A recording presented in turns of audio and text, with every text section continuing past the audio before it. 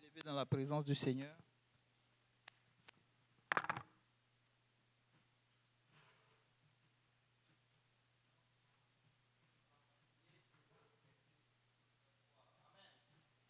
Amen.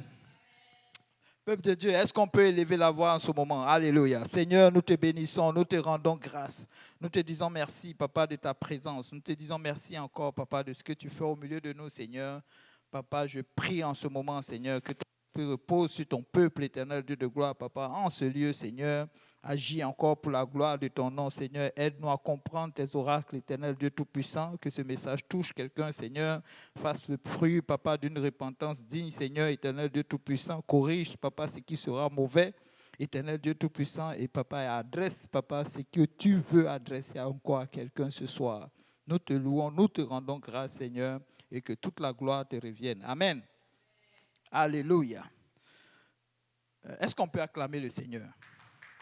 Encore plus fort. Alléluia.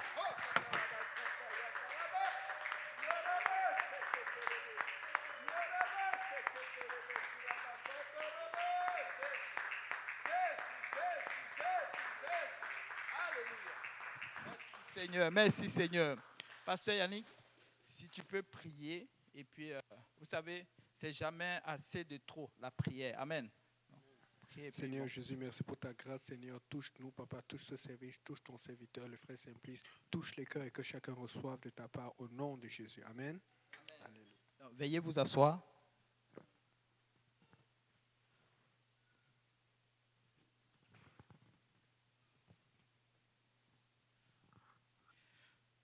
Amen.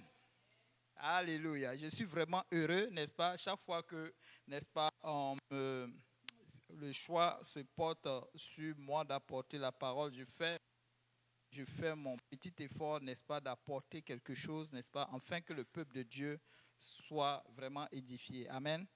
Et je sais que ma modeste contribution n'est de rien. Je sais que c'est le Seigneur qui fait toutes choses. Amen. Soyez bénis. Et je veux remercier vraiment le Seigneur pour nos hommes de Dieu qui nous dirigent. Nous avons besoin des hommes de Dieu intègres comme eux. Amen. Des gens qui travaillent jour et nuit, j'ai dit, on ne peut pas le voir. Celui qui veut suivre, il comprendra. Celui qui essaye de se rapprocher d'eux, ils verront. Amen. Ils verront tout le travail qu'ils abattent chaque jour. Souvent, ça ne fait pas de sens. Mais pour eux, c'est l'œuvre de Dieu. Amen. Et ils vont le faire. Amen. Mais nous sommes là pour juste peut-être... c'est rien ce que nous faisons par rapport à ce qu'ils font. Amen. Donc nous devons garder nos pasteurs, les hommes de Dieu qui, n'est-ce pas, se tiennent jour et nuit pour nos vies en prière et leur donner beaucoup de reconnaissance. Amen. Alléluia. Je voulais vraiment honorer mon pasteur, le pasteur Kaouzi, le pasteur Graham, le pasteur Benji, le pasteur Yannick, tout le collège pastoral. Amen. Francophone, même anglophone. Amen. Alléluia. Le Seigneur est bon. Donc ce soir, amen. Vous savez, quand je méditais un peu sur cet enseignement, je disais non, ce n'est pas pour Chilaga. C'est peut-être pour les gens en ligne. Parce que quand je regarde ici, il n'y a pas quelque chose qui reflète, n'est-ce pas, quelqu'un de Chilaga. Amen. Donc, écoutons, prions. Si vous le recevez, en tout cas, moi, ça m'a touché. Ça m'a touché. Voilà. Maintenant, pour vous, je ne sais pas. Mais l'essentiel, c'est que je sais que quelqu'un va prendre quelque chose. Amen. Je sais que c'est des messages que vous avez peut-être déjà entendus, mais ce n'est pas grave. La répétition, c'est toujours pédagogique. Amen. Alléluia. Le Seigneur est bon. Le titre de mon message est « Une seule chose est nécessaire ». Amen. Une seule chose est nécessaire. Cela me conduit, n'est-ce pas, dans le livre de Luc, chapitre 10, versets 38 à 42. J'ai vu le frère Ludovic avoir le micro. S'il peut nous aider. Luc 10, 38 à 42. Comme Jésus était en chemin avec ses disciples, il entra dans un village et une femme nommée Marthe, le reçut dans sa maison. Elle avait une sœur nommée Marie qui, s'étant assise aux pieds du Seigneur, écoutait la parole. Marthe, occupée à divers soins domestiques, survint et dit, « Seigneur, cela ne te fait-il rien que ma sœur me laisse seule pour servir? Dis-lui donc de m'aider. » Le Seigneur lui répondit, « Marthe, Marthe, tu t'inquiètes et tu t'agites pour beaucoup de choses. Une seule chose est nécessaire. Marie a choisi la bonne part qui ne lui sera point ôtée. » Amen. Une seule chose est nécessaire. Et le Seigneur lui-même le dit. Il dit à Marthe que Marie a choisi la bonne part. Une seule chose est nécessaire. Vous savez, de nos jours, le monde est conçu de telle sorte que nous chrétiens, nous nous occupons, en tout cas que l'être humain soit occupé. Amen. Sauf celui qui dit qu'il ne veut pas s'occuper, et alors il ne va rien faire. Mais le monde est conçu de telle sorte que nous soyons occupés. Et quand nous voulons nous occuper aussi nous avons, amen, nous avons, n'est-ce pas, les moyens de nous occuper. Amen. Et il y a beaucoup de choses. Le monde a conçu beaucoup de choses qui, n'est-ce pas, peut-être ça vaut la peine, mais je suis sûr que ça ne vaut vraiment. Pour un chrétien, nous devons réellement faire attention. Amen. Il y a des choses qui sont vraiment importantes et c'est normal. Quand nous prenons par exemple cette histoire, n'est-ce pas, on voit une dame qui a croisé le Seigneur Jésus-Christ quelque part dans un village et qui l'a amené chez elle à la maison. Et arrivée à la maison, elle a trouvé bon de préparer quelque chose, n'est-ce pas, pour son invité. Mais vous voyez, c'est très bon la nourriture. Les choses, peut-être nettoyer, faire cela, faire ceci, c'est très bon. Mais en tant que chrétien, à un moment donné, nous devons faire une pause. Amen. Et puis, nous faire du calme autour de nous, nous retirer un peu, et puis de dresser, n'est-ce pas, notre oreille et d'écouter un peu le Seigneur. Amen. Et c'est très important. Vous savez, pourquoi les Juifs ont manqué la venue du Seigneur? C'est parce qu'ils étaient occupés à autre chose. Amen. Ils étaient occupés à leurs propres intérêts. Quand Jésus-Christ est rentré dans le monde, il dit quoi? Je suis venu faire la volonté de mon Père. Je m'occupe des choses de mon Père. Donc nous avons une chose qui est très importante. Et cette chose ne doit pas surpasser les autres choses. Et c'est de rechercher à un moment donné la volonté de Dieu. Amen. Parce que la volonté de Dieu, ce que nous allons égrener, c'est-à-dire ce que nous allons prendre lorsque nous faisons cette recherche, ça ne peut pas nous être ôté. Et c'est ce que le Seigneur disait à Marie. Il disait à Marthe. Marie est en train d'écouter. Peut-être que hier, Marie a préparé. Peut-être qu'avant-hier, elle a préparé. Peut-être qu'avant, elle a nettoyé la maison. Mais ce jour-là, c'était important. C'était important, pourquoi? Parce que le Seigneur s'est invité chez elle. Et c'était important, n'est-ce pas, de donner, n'est-ce pas, tout le temps, tout le privilège à ce visiteur vraiment exceptionnel. Il y a des gens qui s'invitent chez toi, mais qui ont un impact quand ils ressortent peut-être négatif. Il y a des gens qui rentrent chez toi et qui ressortent chez toi, mais qui ont eu un impact, n'est-ce pas, positif, peut-être. Mais cet invité-là, il était vraiment exceptionnel. Amen. C'est pourquoi Marie a décidé de ne rien faire et de prêter toute la journée son oreille, n'est-ce pas, au Seigneur. Parce que ce que le Seigneur dit, c'est vraiment important. Ça impacte, n'est-ce pas, la vie éternelle. Amen. Quand ça concerne la vie éternelle, nous devons mettre tout de côté. Et dans la vie, comme je le disais tantôt, dans notre marche chrétienne, il y a des choses qui distraient les gens. Amen. Beaucoup de choses qui nous distraient. Au fait, tout ceci pour ralentir, n'est-ce pas, l'homme de Dieu. Tout ceci pour ralentir, même les gens du dehors, même les gens du monde. Ils se battent pour des choses, n'est-ce pas, pour d'aboutir et en fin de compte, ils n'atteignent pas des projets. Ils n'arrivent pas à accomplir ce pourquoi, n'est-ce pas, ils sont dans ce monde. Vous savez, il y a des gens en fin d'année, ils vont faire beaucoup de, comment on appelle ça? Ils vont écrire beaucoup de choses, des objectifs à atteindre. Mais quand vient le moment de l'accomplissement, ils sont distraits. Ils sont distraits par beaucoup de choses. Et c'est ce que nous allons voir. Moi, je pense que si on passe un peu en revue, certaines personnes vont se reconnaître là-dedans. Amen. Première des choses qui nous distrait, c'est l'argent et les possessions de biens matériels. Ça nous distrait. Tout au long de notre vie, nous courons pour chercher à modifier nos vies, à modifier nos maisons, à modifier nos façons de faire pour acquérir ces choses.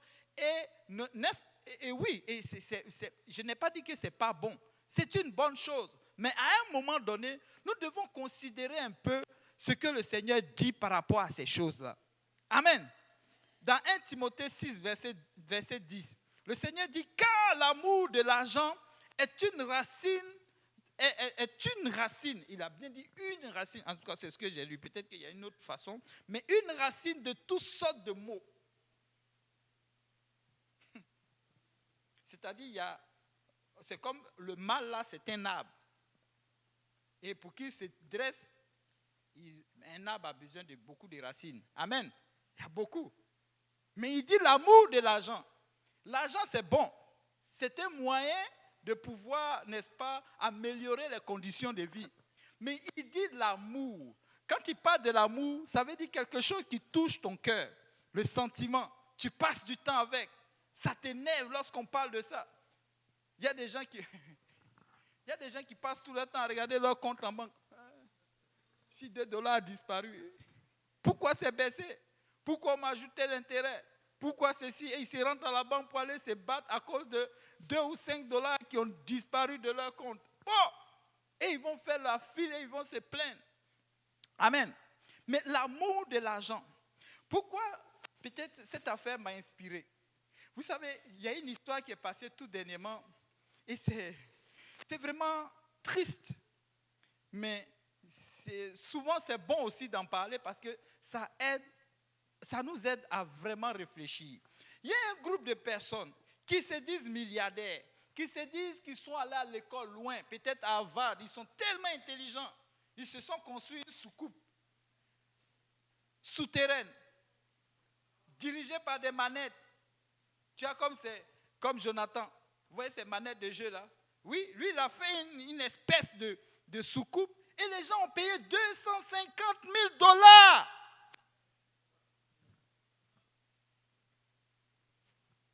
Rien que pour monter dans cette soucoupe. Celui qui ne sait pas c'est quoi une soucoupe, c'est une espèce de boîte faite d'une intelligence humaine et invitant des gens à conserver leur vie lorsqu'ils seront sous l'eau. Et il promet de les ressortir vivants. Et certains ont payé, ils étaient 5. Il y a un même qui est allé avec son héritier, un milliardaire, pour aller visiter un bateau qui a plongé depuis 1912. C'est une folie. Bon, si ce n'est pas l'amour de l'argent, là, dites-moi. Si ce n'est pas l'amour de l'argent, dites-moi, c'est quoi ça? Ils sont riches, ils veulent devenir encore plus riches. Parce que vous savez, cette affaire de Titanic, là, ça a laissé couler beaucoup d'encre. Des gens croyaient que ce bateau-là a sombré et qu'à l'époque, des gens transportaient peut-être des pièces d'or, transportaient des choses vraiment précieuses. Aujourd'hui, le nouveau business, c'est à la recherche des épaves perdues. Des gens investissent dedans, même des gouvernements, des Chinois, eux tous, à la recherche des épaves perdues dans la mer. Et là, ce bateau repose à 3000 km, c'est ça, non, 3000 km, c'est combien? 4000 mètres, ça fait combien? 4 km sous la mer. Hein? Même une piscine, je plonge dedans, je commence déjà à avoir des problèmes. 4000 mètres.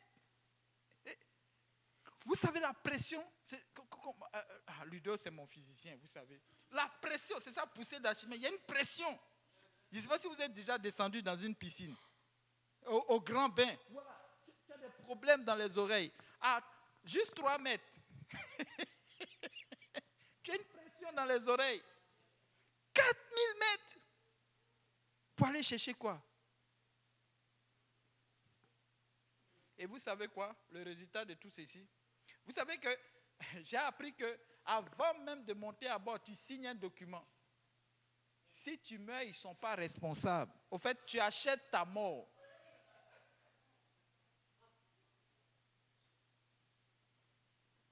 Vous voyez les hobbies des gens riches?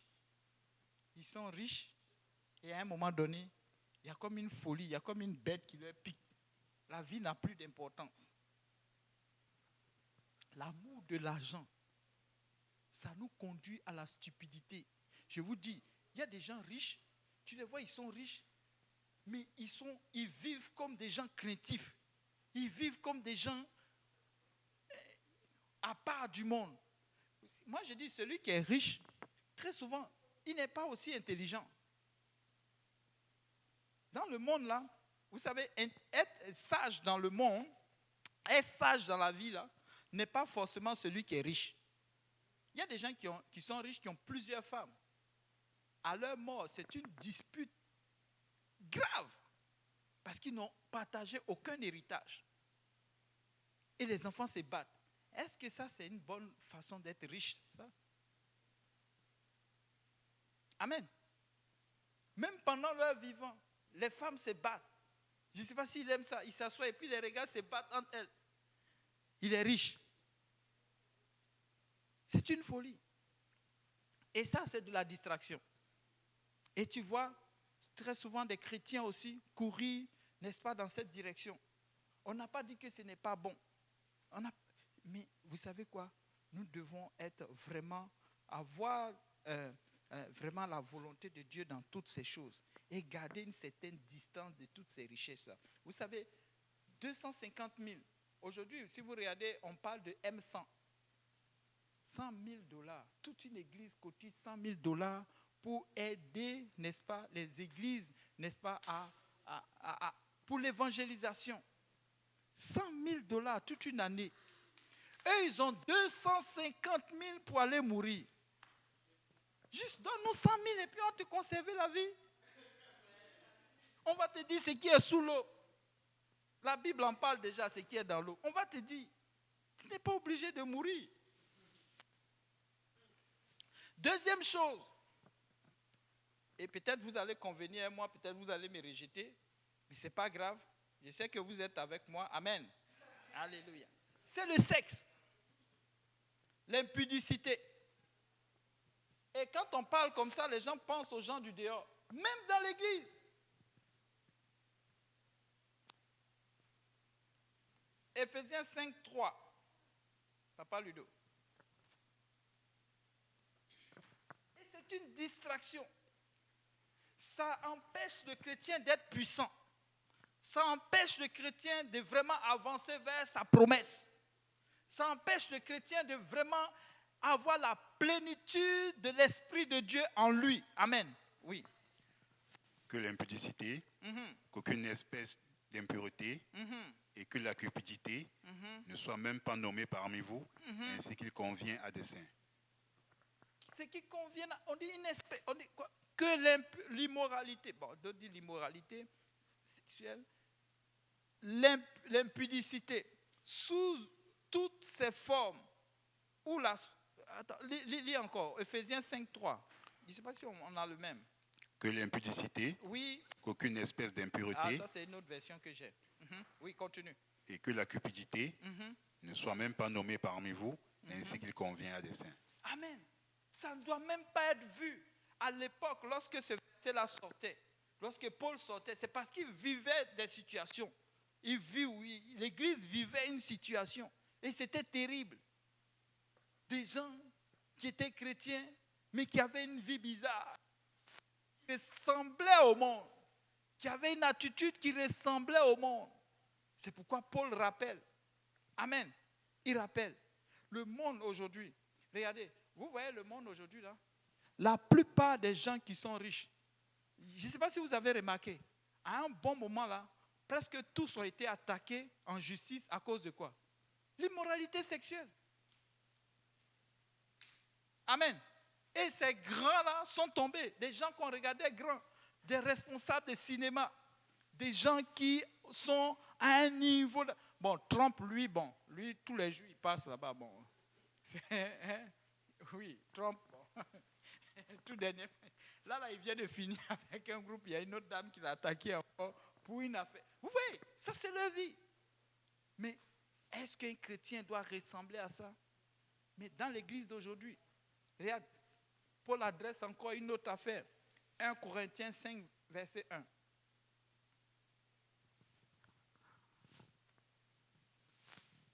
On entend dire généralement qu'il y a parmi vous de l'impudicité, et une impudicité telle qu'elle ne se rencontre même pas chez les païens. C'est au point que l'un de vous a la femme de son père. Amen. Bon, l'un de vous, vous savez qu'il y a même un chrétien, soi-disant chrétien, qui veut justifier sa polygamie qu'il vit avec ce verset-là, disant que Dieu permet la polygamie. Vous voyez, c'est dur. Dans ce verset, il n'y a rien que Dieu permet qui dit à quelqu'un, qui encourage quelqu'un à vivre la polygamie.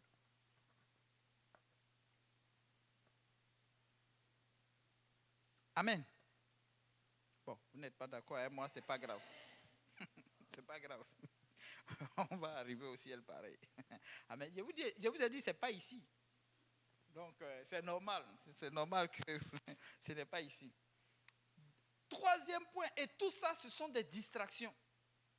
Souvent, ce n'est pas toi qui le vis, mais quelqu'un dans l'église le vit et ça devient une distraction. Moi, j'ai vécu, quand j'étais à l'église catholique, tu pouvais voir, et là où ça se vivait beaucoup, c'était les maîtres de chœur avec les filles qui chantent. Il y avait une telle histoire qui mélangeait toute l'église. C'était une distraction. L'enseignement, personne ne le suivait. Parce que déjà, l'église est déjà divisée. Même parmi les chantes, c'est déjà divisé. Tel ne vient pas parce que, elle a une relation avec le maître de chœur, et le maître de chœur a une relation avec peut-être une autre, et pour ne pas croiser l'autre, elle préfère ne pas venir. Pourtant, c'est elle qui est la soliste, c'est elle qu'on doit entendre. Vous voyez, ce genre de situation dans l'église de Jésus. Troisième point, c'est les réseaux sociaux. C'est le nouveau. En fait, c'est comme un nouvel outil du diable pour, n'est-ce pas, distraire tous les chrétiens. Au fait, c'est un puissant instrument d'évangélisation. Utilisé à bon escient, nous allons gagner beaucoup d'âmes. Si nous pouvons faire plus que ce que Yannick fait, nous allons gagner encore plus d'âmes.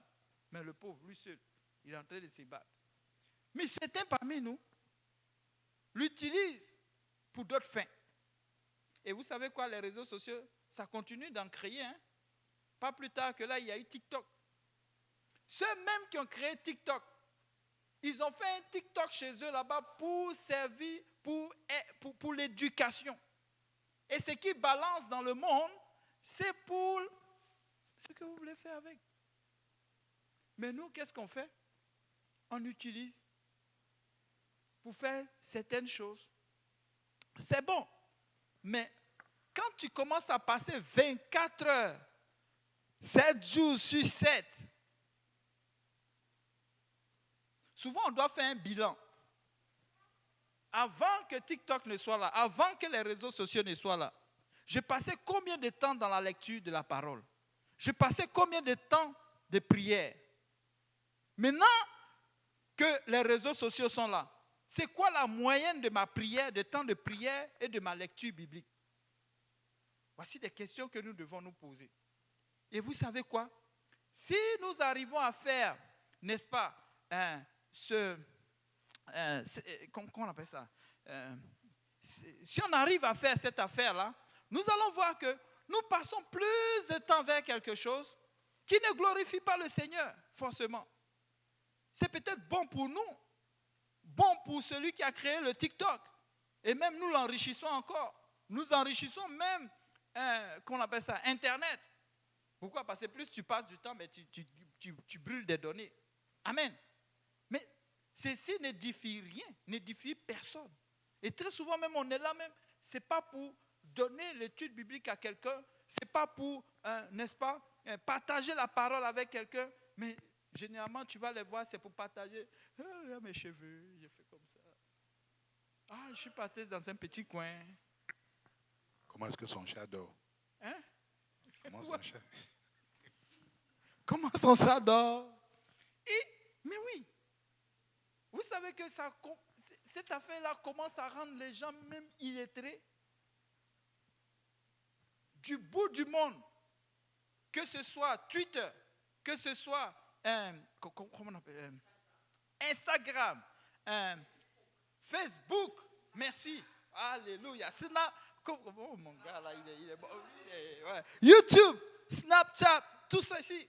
Ah oui, tout le monde est devenu journaliste. Bon, voilà, lui, vous voyez les enfants, ils sont très branchés. Et ils peuvent envoyer l'information à l'instant T. Tout le monde là. Mais pourquoi je vais aller lire encore le journal? Avant, il y avait de l'engouement. Toute information se trouvait dans le journal. Tu es obligé d'aller à l'école, tu es obligé d'apprendre à lire. Mais aujourd'hui, plus personne ne veut faire d'efforts. On voit déjà l'image et les commentaires commencent. Le pire des choses, c'est que les gens abrègent les mots. Donc, ils ne savent même plus. Vous allez voir. À un moment donné, les gens ne sauront même plus écrire. Quelqu'un t'envoie une phrase. Aujourd'hui, j'ai lu sur l'article, sur cette affaire-là. Quelqu'un disait, mais waouh, un journaliste qui fait plein de 9 fautes. Toi, tu es sorti de quelle école? Bon, c'est des gens se disent des choses. C'est incroyable. Lorsque notre spiritualité, n'est-ce pas, tourne autour des réseaux sociaux. Il y a des gens qui ne vont plus à l'église. À l'avènement comment on appelle ça, du coronavirus, tout le monde est devenu chrétien virtuel. C'est incroyable.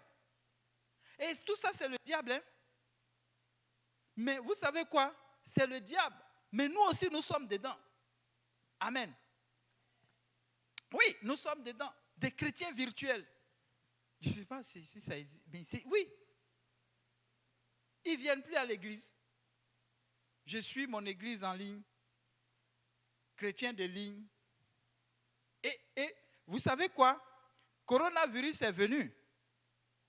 Tout le monde est sorti de l'église. Les églises se vident au profit, n'est-ce pas, des églises de maison ou en ligne. Mais les gens disent non, après on va revenir. Après il y aura un boom encore. L'ennemi va nous pousser encore, on va revenir encore dans l'église. Non, ce n'est pas ça. Si tu ne prends pas la décision maintenant, le prochain coup, tu ne vas même plus voir l'église en ligne. Parce que vous voyez, au fur et à mesure, la technologie avance. Aujourd'hui, on parle d'intelligence artificielle. Vous savez que très souvent, vous conversez avec un robot. Ils sont même en train de le perfectionner, oui. Ils sont même en train de le perfectionner de telle sorte qu'il puisse donner des idées. Tu puisses converser avec la personne. Il peut te donner un faux verset. Tu peux avoir un pasteur devant toi, mais qui a été créé par un robot, par une intelligence artificielle qui te raconte plein de choses. C'est pourquoi la fois dernière, je suis avec mon épouse, je disais, oh, pitié pour nos enfants. Nous, au moins, on a un peu le livre. Mais eux, et après eux. Oui.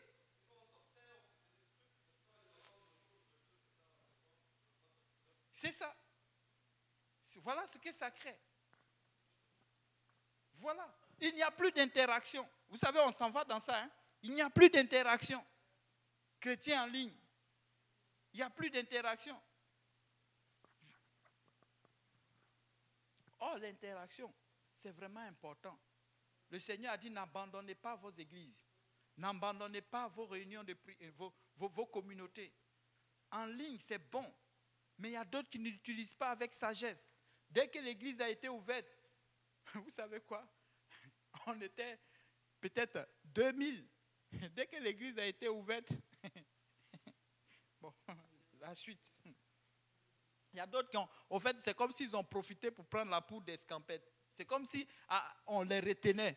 Oh Seigneur, donne-nous une solution pour qu'on parte de cette église. Dès qu'il y a eu coronavirus, poudre d'escampette. Non, tu ne fais pas de mal à quelqu'un. Au fait, moi, je pense que c'est un jugement. C'est pourquoi je dis que ça ne s'adresse pas à vous. Amen. Alléluia. Amen. Parce que, vous savez, les réseaux sociaux, c'est aussi négatif parce que les gens croient tout ce qu'ils voient. Nos jeunes, quand ils regardent, aujourd'hui, ils apprennent beaucoup de choses. Je suis vraiment triste. À l'époque, quand je parlais de ça, je voyais ça un peu loin. Mais aujourd'hui, ça prend de plus en plus de l'ampleur. On parle de Jésus noir partout.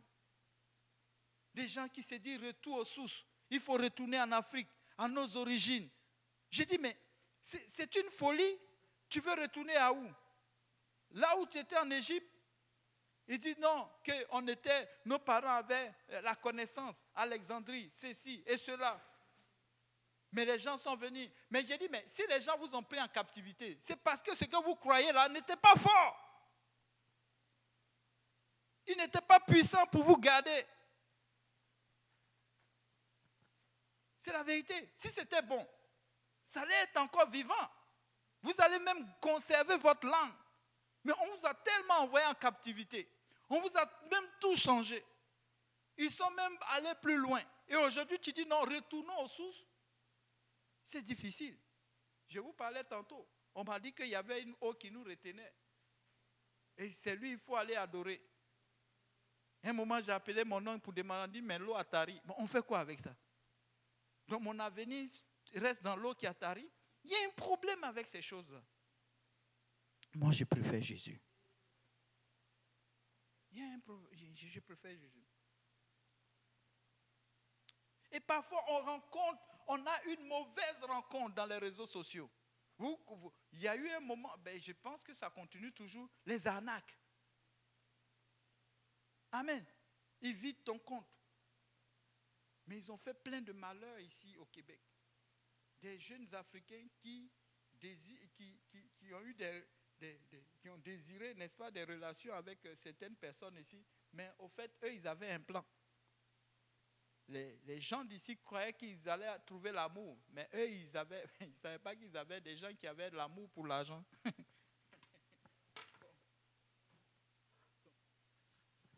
Les réseaux sociaux. Et quand tu vois des chrétiens participer à cela, c'est vraiment triste. Parce que c'est une distraction. Le manque d'organisation. Les chrétiens ne sont pas organisés. Tu vas les voir entreprendre certaines choses, mais il n'y a pas d'organisation. En temps normal, un chrétien, quand tu échoues, tu dois te poser des questions. Il y a quelque chose qui ne va pas. Ai-je vraiment posé la question au Seigneur et que le Seigneur m'a vraiment répondu? Ai-je vraiment mis les principes, n'est-ce pas, que le Seigneur m'a enseigné dans un projet? En temps normal, tu ne dois pas échouer. Parce que c'est lui qui te dit go et tu go. C'est lui qui te dit non et tu arrêtes. Mais si ça échoue, ça veut dire qu'il y a quelque chose en toi qui ne marche pas. Ce n'est pas le Seigneur qui ne marche pas, mais c'est en toi. Jean chapitre 6, versets 5 à 12. Et si quelqu'un a le micro, lui peut prendre Marc chapitre 6, versets 39 à 40. Ayant levé les yeux et voyant qu'une grande foule venait à lui, Jésus dit à Philippe, où achèterons-nous des pains pour que ces gens aient à manger? Il disait cela pour l'éprouver, car il savait ce qu'il allait faire. Philippe lui répondit, les pains qu'on aurait pour 200 deniers ne suffiraient pas pour que chacun en reçût un peu. Un de ses disciples, André, frère de Simon-Pierre, lui dit, il y a ici un jeune homme qui a 5 pains d'orge et 2 poissons. Mais qu'est-ce que cela pour tant de gens? Jésus lui répondit, faites-les asseoir. Il y avait dans ce lieu beaucoup d'herbes. Ils s'assirent donc au nombre d'environ 5000 hommes.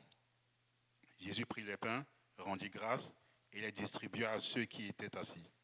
Il leur donna de même des poissons, autant qu'ils en voulurent. Lorsqu'ils furent rassasiés, il dit à ses disciples, ramassez les morceaux qui restent afin que rien ne se perde.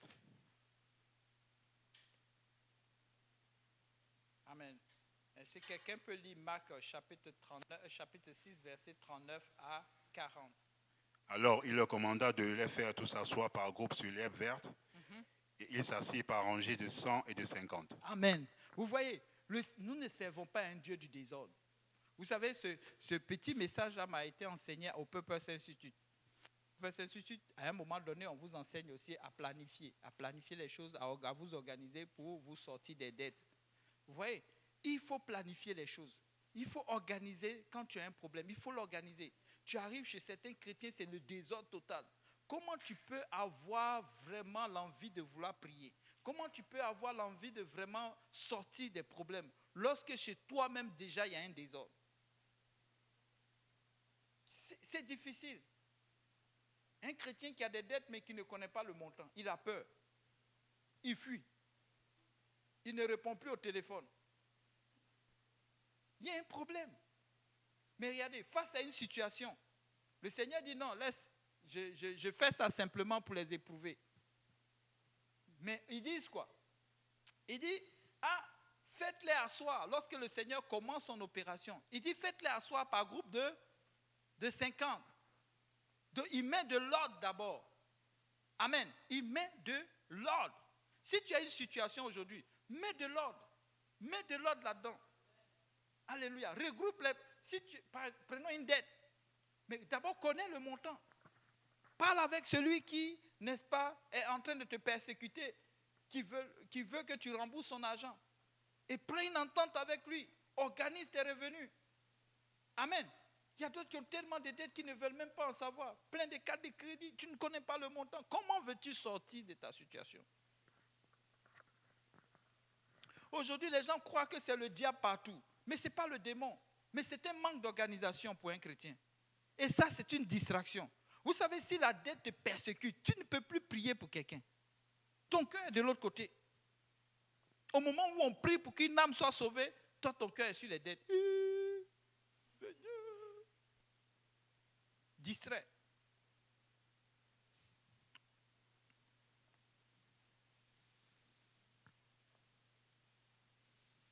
Vous savez, si on commence à organiser nos choses, vous savez ce qui va arriver? Le miraculeux va apparaître. Amen. Le miraculeux va apparaître. Tu vas voir que tu auras la solution qui va venir. Tu ne sais où. Ça va venir. C'est pourquoi on encourage les gens à venir à l'église. C'est pourquoi on encourage les gens, n'est-ce pas, à se saisir des choses de Dieu. Parce que plus tu vis simple, selon la parole de Dieu, tu vas organiser tes choses. Parce que le Seigneur Jésus-Christ est un homme, est un être qui est vraiment organisé. C'est pourquoi il a organisé son église. Si vous regardez, l'église primitive était très puissante. Pourquoi? Et c'était organisé. Et les gens respectaient cette organisation. Il avait organisé. C'est pourquoi tu vas voir dans l'église, est-ce qu'on peut lire 1 Corinthiens 1 Corinthiens chapitre 14, verset 33, Jérémie 29, 11, et puis avant ça, ce sera Ecclésiaste 3, 11. Est-ce qu'on peut le lire? On commence par Ecclésiaste 3, 11.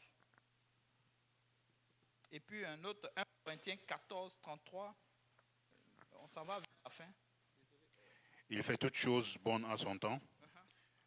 Même il a mis dans leur cœur la pensée de l'éternité, bien que l'homme ne puisse pas saisir l'œuvre que Dieu fait, du commencement jusqu'à la fin. Amen. 1 Corinthiens 14, 33.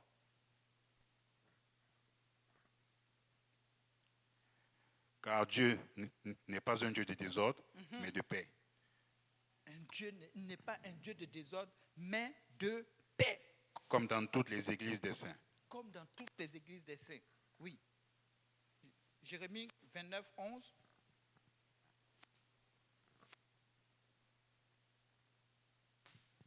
Car je connais les projets que j'ai formés sur vous, dit l'Éternel, projets de paix et non de malheur, afin de vous donner un avenir et de l'espérance. Amen. Le Seigneur dit qu'il a un projet de paix, non de malheur. Donc si tu vis une situation de malheur, il y a un problème. Tu n'es pas organisé. Il y a du désordre dans ton affaire. Le Seigneur a un projet pour chacun de nous. Et quand il parle de projet, on parle de quelque chose qui a été ficelé ou organisé. Amen. Un projet, c'est ça, non? Lorsque quelqu'un monte un projet, il part de de la présentation des choses, n'est-ce pas, jusqu'à la fin. C'est bien organisé. Amen. Et c'est ça. Et le Seigneur est un Dieu d'organisation. Amen. Alléluia. Donc, Christ a établi son église. Et nous allons trouver que dans l'église aussi, c'est hiérarchisé. Tu ne peux pas venir faire n'importe quoi. Certaines personnes veulent quitter d'ici à là et ils bloquent à un mur et ils se frustrent. Non, tu n'es pas frustré parce que l'église est organisée. Ce n'est pas nous qui l'avons organisée, c'est Jésus. Amen. Éphésiens 4, 11, 16.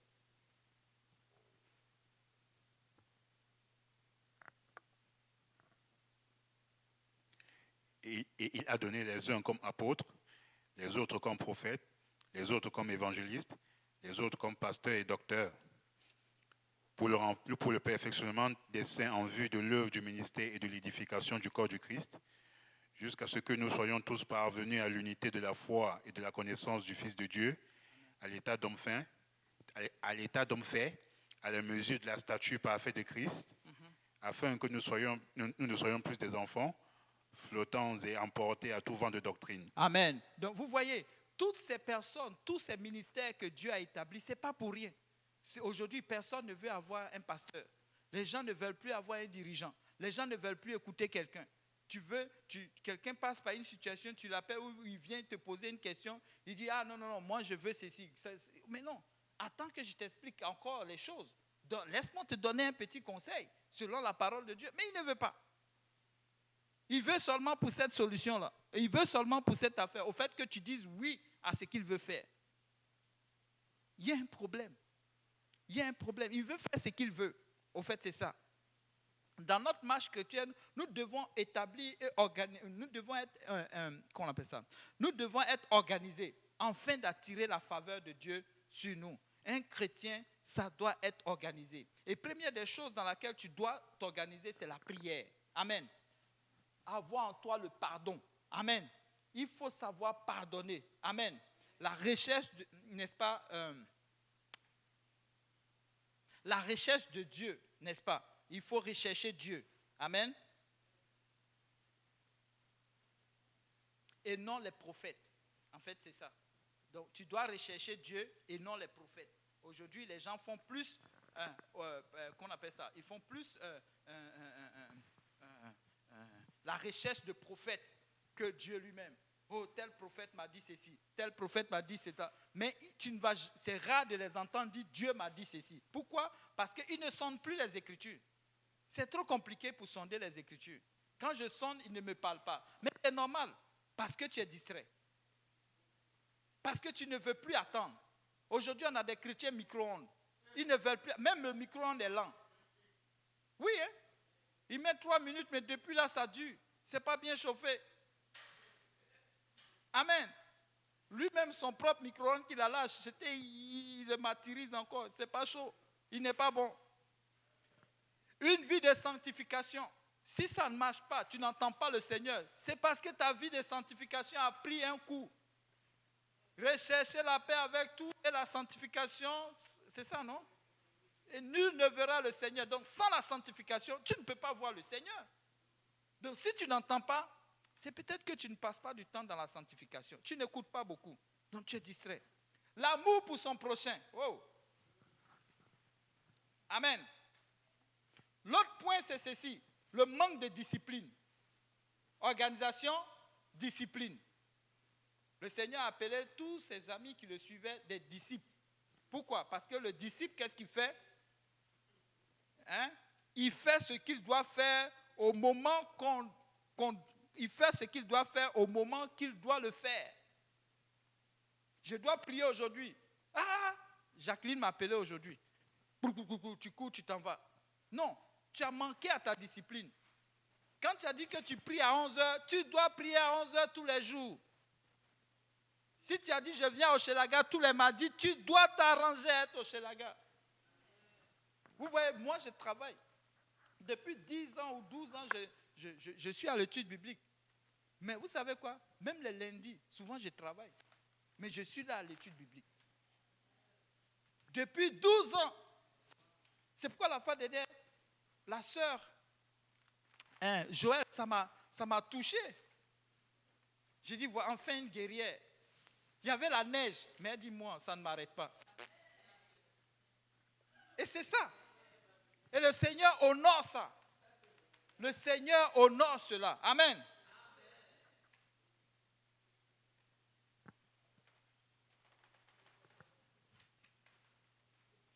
L'autre problème, c'est... Je vais sauter parce que là, on est parti dans le temps.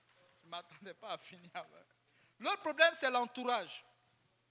Vous savez, l'entourage est un piège.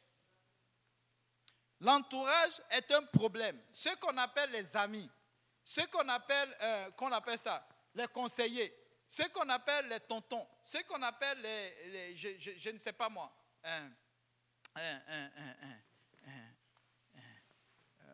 les bons amis ou ce que vous voulez. La Bible nous dit quoi? Dans 1 Corinthiens 15, verset 33. Ne vous y trompez pas. Les mauvaises compagnies corrompent les bonnes mœurs. Donc si tu es un bon chrétien, tu es en feu pour le Seigneur. C'est pourquoi vous voyez quand quelqu'un vient à l'église et puis il est en feu, il veut donner sa vie au Seigneur, il veut se faire baptiser et puis on lui dit oui, fais-le. Il dit bon attends, je vais aller voir ma maman. On dit non. Pourquoi? Parce que ce n'est pas sûr que si tu sors de cette salle, l'envie encore de te faire baptiser va revenir. Vous savez, il y a des gens, tu peux avoir un bon projet, mais comme par hasard, un mauvais esprit peut tomber sur elle, et puis il te noie. Vous vous rappelez le Seigneur Jésus-Christ? Le Seigneur Jésus-Christ expliquait à Pierre, oh, bientôt je vais vous quitter, tout ceci. Pierre lui dit, attention Seigneur, ne dis pas cela. Mais qu'est-ce que le Seigneur a dit? Arrière de moi, Satan. Ce n'est pas Pierre qui est Satan, mais l'esprit qui avait habité Pierre, parce qu'il lui faisait part de son projet, était en train de le décourager. Amen. Donc, attention, les bons amis. Un bon chrétien a besoin d'un bon dirigeant. Amen. Comme Josué et Moïse, Élisée et Élie, vous voyez, Timothée et Paul. Si tu veux être affermi dans le Seigneur, tu as besoin d'un bon dirigeant. Quelqu'un qui croit en toi, quelqu'un qui voit quelque chose en toi, quelqu'un qui veut investir en toi. Et vous savez quoi? La fois dernière, il y a une soeur qui me disait, oh, mais pourquoi vous parlez tout le temps, vous êtes avec le pasteur, comment vous avez fait, C'est parce que le pasteur voit des choses en nous. Nous avons un dirigeant, il dit je vais investir, et il investit, nous le sentons. C'est pourquoi nous sommes là, pas parce que nous allons dormir chez lui, mais au fur et à mesure qu'il prie pour nous, au fur et à mesure qu'il nous donne des directions et que nous suivons, mais vous voyez comme une vie qui s'améliore, mais nous croyons que nous sommes en train d'obéir au Seigneur. Pour nous, c'est ça. Servir le Seigneur, c'est servir vraiment, être avec le pasteur. Amen. Le pasteur Kaouzi. Amen.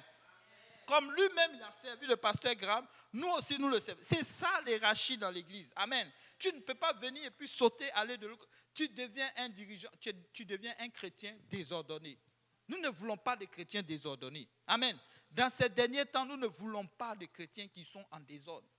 Des gens qui vont... Oui, nous avons aussi besoin des gens qui vont te donner la bonne heure. Comme par exemple Ruth et puis Naomi. Elle ne connaissait... Peut-être à peine elle connaissait la personne, Ruth. Mais elle a vu Naomi. Naomi a vu cette fille et elle a dit, bon, moi je vais te suivre. Amen. Et réellement, quand Ruth l'a suivie, elle est rentrée dans sa bénédiction. Amen. Nous avons besoin de femmes et des hommes dans l'église qui vont donner la bonne heure. Pas de donner des découragements aux nouveaux venus. Pas de les engloutir encore, pas de les meurtrir. Nous avons besoin des hommes et des femmes qui vont donner la bonne heure. Amen. Des personnes qui vont t'encourager parce qu'ils ont vu le potentiel. L'autre chose, et le dernier que je vais citer, ça sera passe à l'action. Un chrétien doit passer à l'action. Vous savez pourquoi on reste moribond? C'est parce que nous ne passons pas à l'action. Quand on décide de passer à l'action, c'est la mauvaise chose. Tu as laissé l'ennemi trop te parler. Mais quand à l'instant T, tu le sens, tu sais que c'est le Seigneur, que tu passes à l'action, le Seigneur te suit. Chaque chose que tu fais, le Seigneur te suit. Mais tu le fais en fonction de quoi? Parce qu'il a mis des clés autour de toi. Vous savez, le Seigneur nous suit. Si tu veux la justice, il va te faire approcher des gens qui sont justes. Vous avez vu le verset que nous avons lu, Ecclésiaste 3, 11, il dit quoi? Que le Seigneur a sémé quoi? La pensée de l'éternité. La pensée de l'éternité. Donc en nous, nous avons quoi? Nous savons que nous n'allons pas rester ici. Amen. Nous savons que quelque part, nous allons vivre éternellement, mais ça ne sera pas ici. Vous savez, dans ma marche, j'ai vu des gens m'approcher. Des gens m'ont raconté plein de choses. Mais quand un jour j'ai suivi cette dame et que je suis arrivé dans cette église, le Saint-Esprit que je n'avais pas, mais le Seigneur a...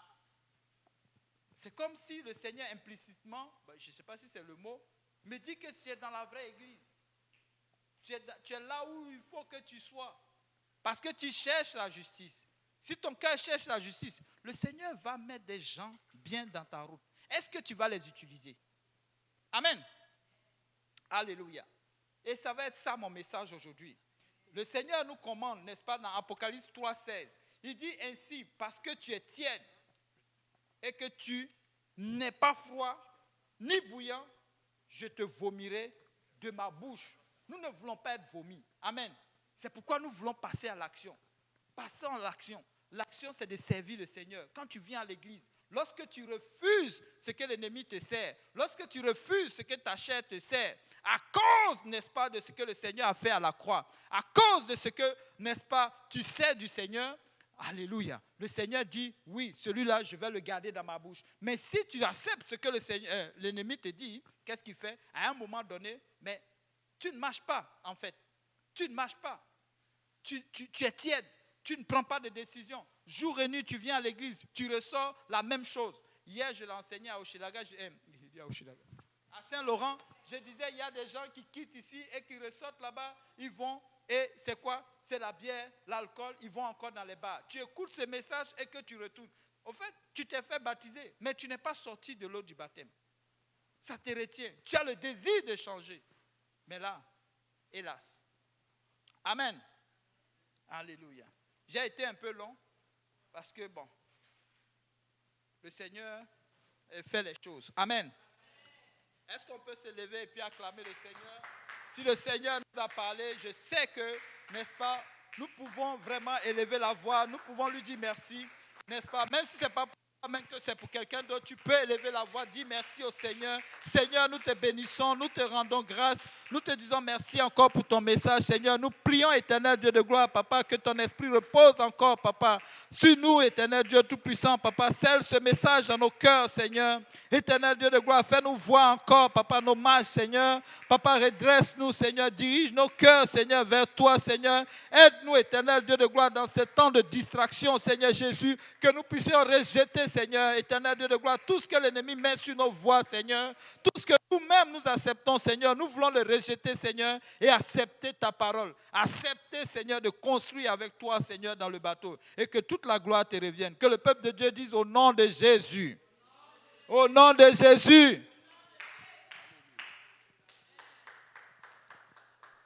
Alléluia. Alléluia. Merci beaucoup, frère Simplice. Désolé. C'est ça. Juste conclure rapidement. Il a dit ce qu'il fallait dire. Génération micro-ondes. Amen. Et vous savez, il y a d'autres choses qu'ils font comme recherche là maintenant. Ils font comme s'ils ne recherchent pas, mais c'est ce qu'ils font. Vous savez, l'intelligence artificielle, c'est vraiment pour une interaction comme si tu étais avec un humain. Parce qu'ils veulent toujours faire ce que Dieu a fait. Mais ils ne peuvent pas. Amen. Mais devinez quoi? Qu'est-ce qui était à la mode dernièrement? Elon Musk qui voulait une femme intelligente. C'est parce que ça ne marche pas encore. Ah, vous voyez, le monde est pervers.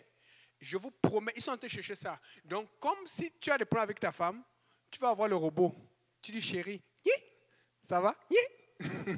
C'est ça qu'ils cherchent. Ou tu as le problème avec ton mari, tu cherches un homme intelligent. Chérie, tu es costaud. Ouais. C'est ça qu'ils cherchent. Mais comment ils vont faire pour faire les problèmes? Parce que ce qui crée l'amour, c'est quand on a des problèmes et qu'on pardonne. Ce qui a créé l'amour de Dieu, c'est que nous avons péché contre Dieu et qu'il nous a pardonné. On ne fait pas les problèmes. Donc finalement, tu vas voir, l'homme va encore se fatiguer. Parce que tu as quelqu'un qui fait ta volonté. La meilleure façon de régler les problèmes, c'est d'être comme Dieu veut que nous soyons. L'homme veut ce qui est rapide. Mais quand tu veux ce qui est rapide, tu triches. Mais à la fin, regarde celui qui suit la voie de Dieu. Il va y arriver, mais toi, tu triches. On va voir si tu vas y arriver. Amen. On va élever la voix, Seigneur. Nous demandons pardon, Seigneur, de notre attitude. Nous voulons te suivre parce que c'est toi qui connais le chemin.